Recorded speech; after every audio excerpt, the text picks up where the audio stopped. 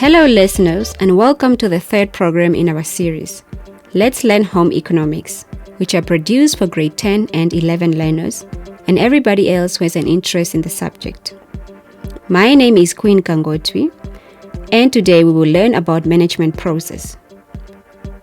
Please have a pen and notebook ready so that you can make note of the important points. Remember, there is always a quiz at the end of the program, so don't forget to take part. At the end of this program, you should be able to describe and evaluate the management process in terms of input, throughput, planning, organizing, implementing, controlling, evaluating, output, and feedback. Morgie, what is your goal for 2020 or your events? Miss, I just want to pass my grade 10 and 11 with A's for my family to buy me a cell phone or a laptop when the new year comes to an end.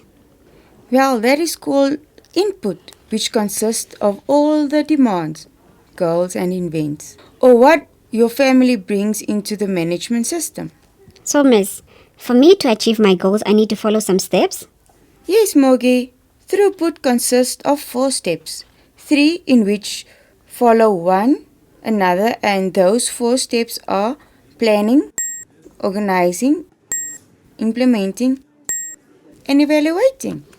So, for me to achieve my goals, I need to plan, organize myself, implement my goals, and evaluate my work? This is interesting, Miss. Please tell me more. Exactly. Through these steps, you can achieve your goals. Firstly, you need to know what those steps mean. Planning is making a serious decision about future sequences of action, which is the first step.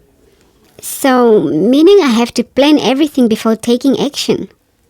So I have to manage my time carefully, start outlining my goals, and list all the things I need to do in order to achieve my goals. Yes, Morgie. You should also start gathering information, assess the available resources, and work out sequences of action. You should also anticipate events that could affect the outcome of your goals. So, Miss, for the next step, how should I organize myself? Organizing is the arrangement of activities within the plan. Organizing consists of the following: ordering of activities, use of resources in a logical sequence, decisions of activities and resources amongst participants, and choosing participants for each particular activity. So, I should choose the subjects that are difficult to work, use internet and other sources of information, divide my activities in a logical sequence, and also get helps with topics I don't understand. Yes, dear. It is even better if you get a study partner to help each other during studying and also to avoid others from disturbing you. All the points you have mentioned, make sure you put them in work. Miss, how do I put them in action? Good question. This brings us to the third step of implementation. This is to put the plan into work. So you plan and do the practical work part as well. But Miss, I sometimes find it hard to work according to what I planned. So what should I do? For that, Morgie, you need to learn how to control when you are planning your activities and do some adjustments to ensure success. All you need is to make changes so you achieve your goals. But how will I know if I will get a successful outcome once I conduct the planning, organizing, implementing, and controlling?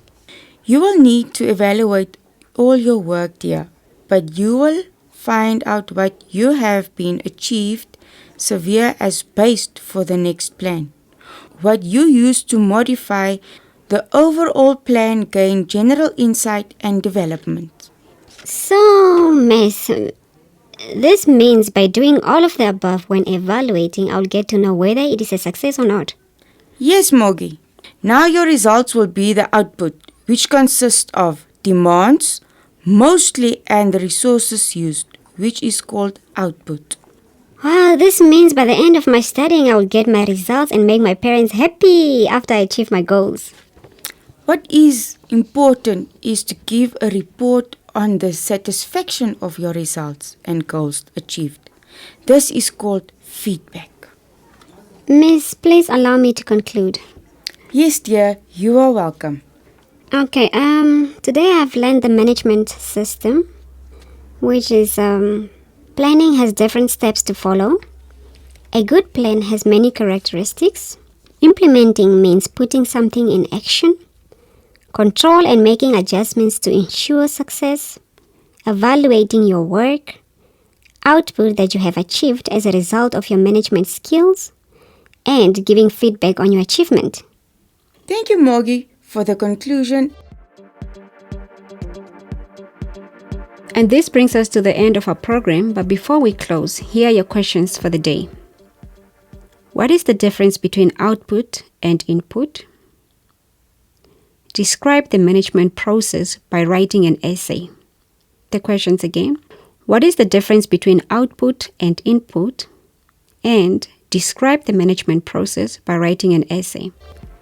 And this brings us to the end of our program. Till next time, take care. This program was brought to you by NAMCOL with funding from the Ministry of Education, Arts and Culture and the Commonwealth of Learning.